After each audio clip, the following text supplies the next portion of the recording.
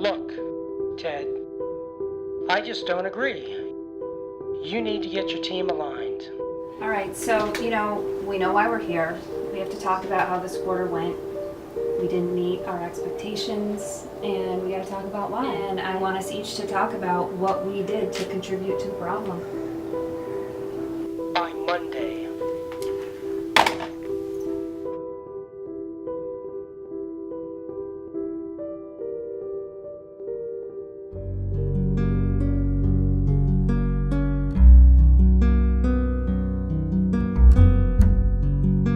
Hi, I'm Mike Holland. I'm the president and founder of Bishop House Consulting. Hi, I'm Robin Perry from Bishop House Consulting. I'm the vice president of learning and development. I think where companies are failing young leaders today is that, which is not atypical and not wrong, they're promoting their most talented technical people. So somebody is really strong at what they do technically. And so then they promote them to be a leader of a team, a leader of that team. And so they're a people leader. And then what happens is they don't provide them the support that they need to be a good people leader. Companies are making money, so they think they're okay, but they're missing that gap of where they could be doing to be more productive and more effective, more profit, whatever the outcome needs to be. And it's that gap that they're missing that they don't even realize is there, that they can really take charge of and own. I think leaders struggle today, and they need to be working on how they manage the performance of their employees. That seems to be the number one thing that we get to talk to leaders about, is they don't know how to manage expectations. They don't know how to give feedback. They struggle with, I have a problem, what do I do? And it's really what they need to do is to have conversations. They need to have one-on-one meetings. They need to have team meetings. They need to be talking about the work and how it's going and progress. Bishop House, we're a training consulting company, and we build leaders, we build teams. We are invested in trying to create great leaders, people who can really make a difference and an impact in their organizations and their companies and their community, and also people working together. So those teams coming together and really being successful in what they do. So we've been around since 1999, and all sizes and shapes and flavors of companies. That's one of the things we love, is just the variety going into those different companies. Working with different teams, different leaders, and just all the different stuff that happens there. To be a leader of people, I think we see that sometimes people get caught in leadership is a title. Being a leader is a title.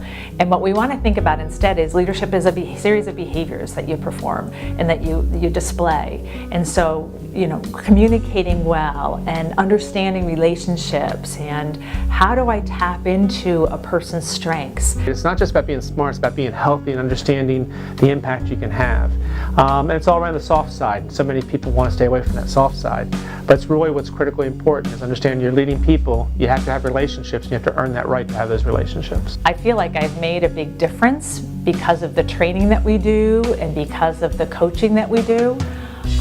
And probably one that stands out to me in particular is a team that was really having a difficult time working together. And were they not only unproductive as a team and having a difficult time producing what they needed to produce, but they also were all unhappy. And they're all struggling, and they were really just disgruntled and frustrated, and they couldn't move themselves forward. And through our 5 behaviors of a team process, I was able to bring that team together to get them to understand why they were having struggles, why they were having difficulties, and really move themselves forward as a team. So that was just extremely satisfying. And probably about 8 months later, they're now a really functional team. They're producing more, and they're also much more satisfied in their professions, which is fantastic. One manager, a gentleman I worked with, I was brought in when he was early into his management career, and he had a small team under him, and I worked with him for a couple of years. And he was on a fast track. They were pulling him up quickly because he had a lot of raw talent to lead. And through that process of helping educate him on that and helping him understand what his role as leader is, it was pretty cool. 18 months later, 19 months later, he's talking about a situation dealing with one of his leaders and coaching them up, and my words are coming back through his mouth. He's saying what I had said to him earlier on, which is not about me. It's about that he's internalized that, and that's become part of his language, and he understands how to actually lead differently. So that's really cool to see the impact he had, and also the impact it had on him for his home life. He had some struggle with that tension of managing the work with home. So I think to understand Bishop's House 7K vision, it starts with understanding and thinking about the ripple effect that leaders have. And that as a leader in an organization, how you behave and how you act and what you do has an impact on all those people around you. So that if you can engage your team and if you can get people contributing and motivated and tapped into their talents and their strengths, those people then go home and leave work with a reserve of energy that they are then able to emulate those same behaviors with the other people around them. So that might be in their families, that might be in their community, that might be with a not-for-profit, that might be with any numbers of people that they interact with. So recognizing that we all have a ripple effect on those people around us. And when you're in a leadership position, that ripple effect is bigger and stronger. The Raise to the 7,000, the 7K, is our vision, and it's really a passion and even a quest. Because we're looking at how can we do a generational shift in leadership locally to have a whole impact on our community and the businesses locally. And when we looked at this large community, we realized that to actually have a shift in how people lead, to really become great people leaders, we had to have a tipping point. And that tipping point is around 7,000 leaders. And that became the focal point for how we look at how we get through that group.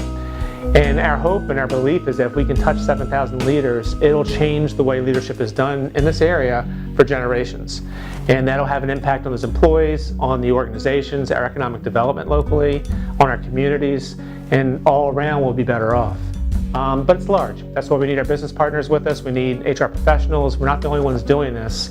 But we know we can have an impact, and we want to have that impact. It's important to us. So won't you join us on our quest to raise 7,000 leaders locally so that we can learn to lead well across our organizations, in our community, and at home to raise up the next generation behind us.